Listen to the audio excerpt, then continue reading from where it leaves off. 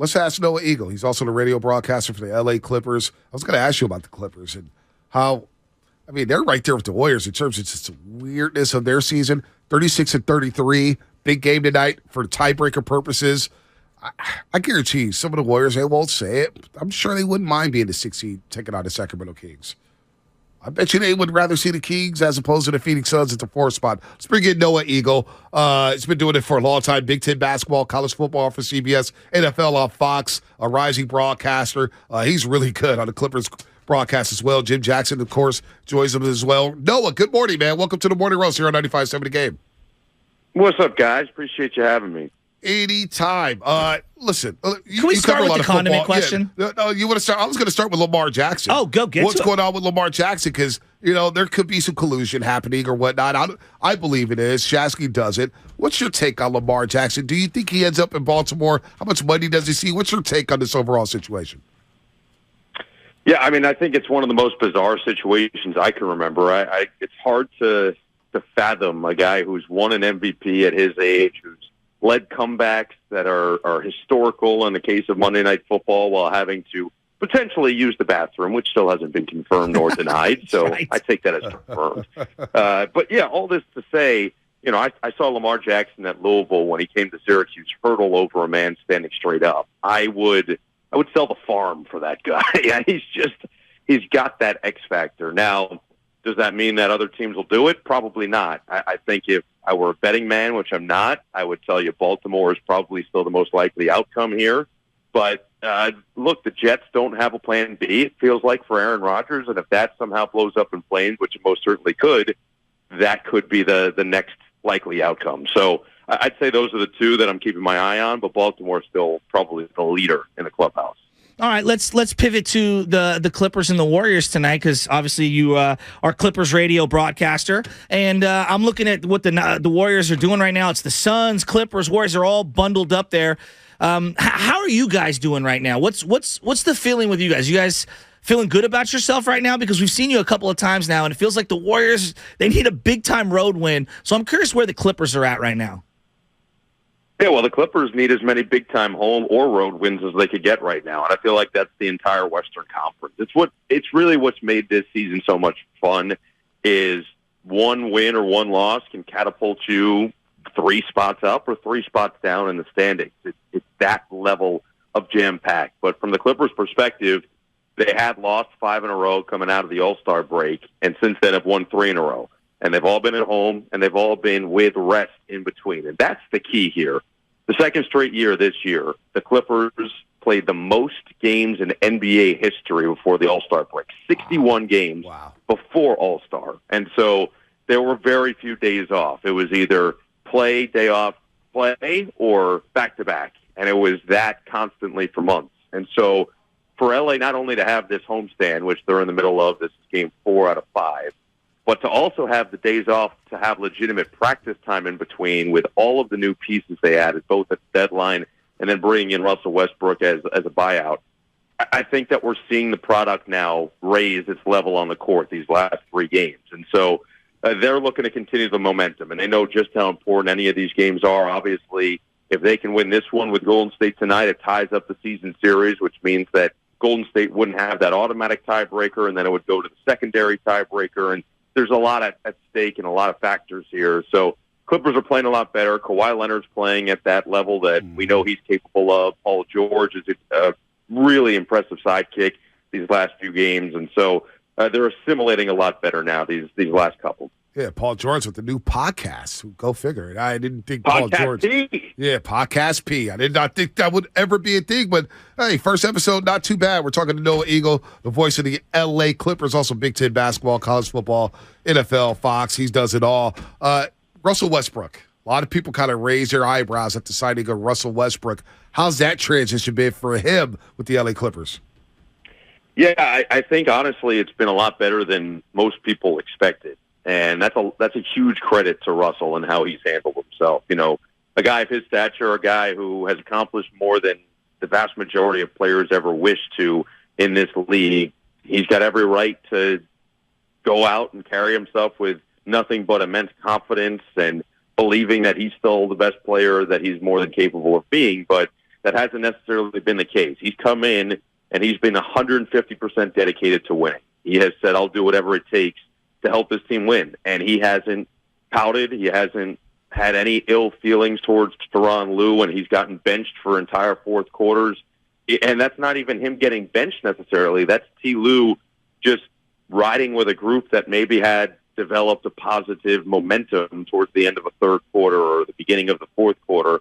That's just how he coaches. He coaches on feel. And so Russ has been exactly what this team could have hoped for and then some in just setting his teammates up, not worrying about scoring, not taking too many jump shots, doing all the things that they basically told him, hey, if you're going to come here, you're going to have to keep to this list, keep to this checklist of items that we need from you on a daily basis. And he's done it. So I give him a lot of credit because that's not an easy situation, especially with what he's gone through the last couple of years. And he's handled himself with grace.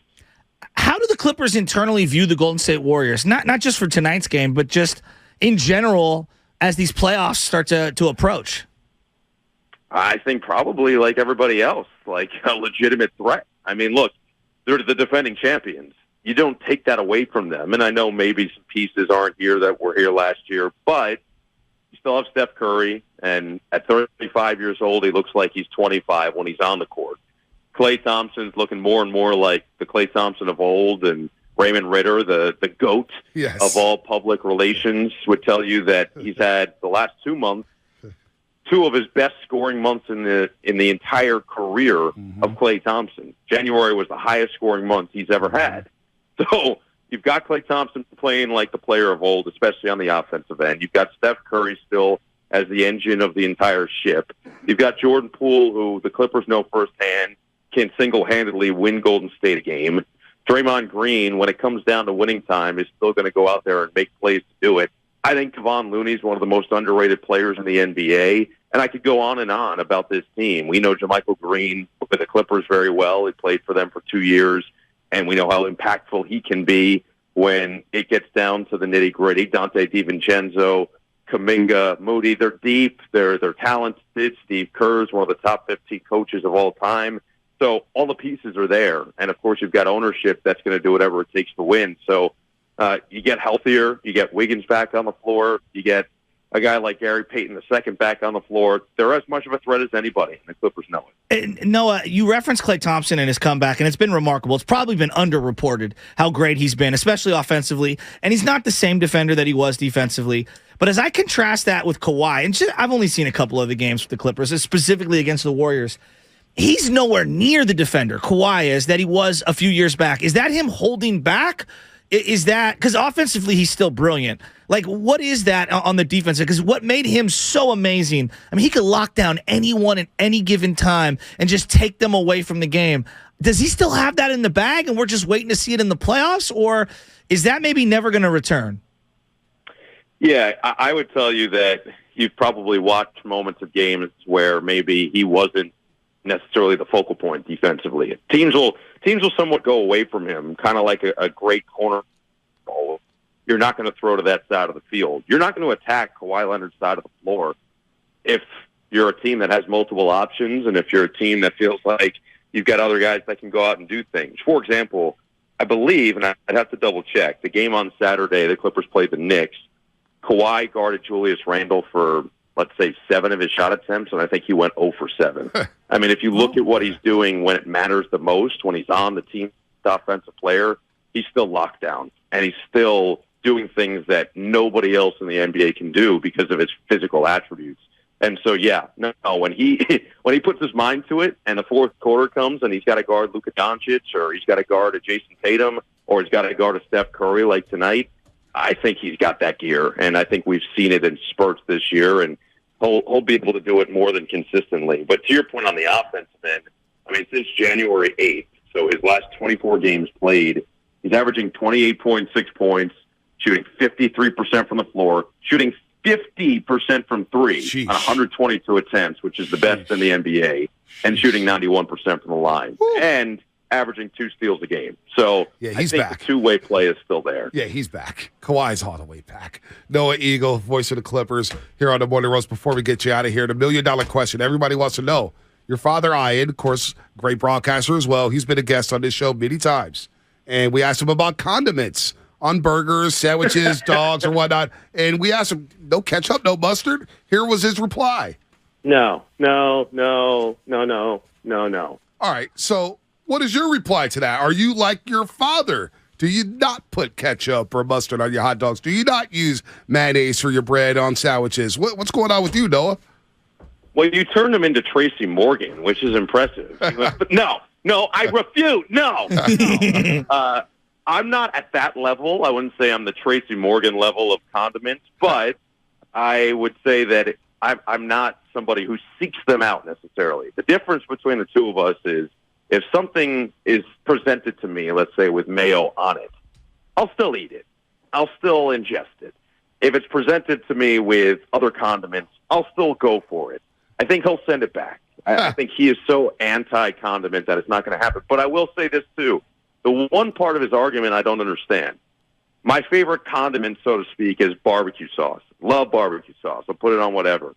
And he likes barbecue sauce, too. But he says, well, it's not a condiment. I go, how is it not a condiment? And he goes, because it has sauce in the name. It's a sauce. I go, yeah, no, I don't.